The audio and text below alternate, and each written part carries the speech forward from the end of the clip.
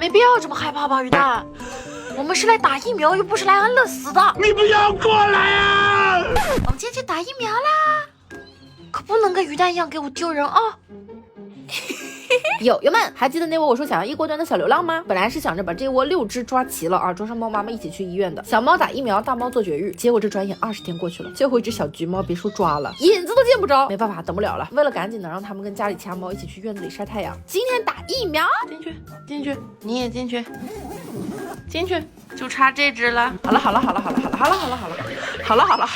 哎呦，好了，抓住了！哎呀，小猫咪，好进去吧，好，走吧，打针去了。来了胆子特别大，我跟你们说，就是到了医院之后，其他小猫都挺紧张，待在猫包里面不敢动。来了完全不害怕，它就一直趴在猫包上面到处打量，比鱼蛋强多了。哇，鱼蛋当年打了疫苗，我的个娘啊，真丢人呐，吓得跟有人想杀了它一样，害得我从此以后再没有去过那家医院。我还发现来特别有意思，一叫就眯眯眼，你看，是不是很可爱？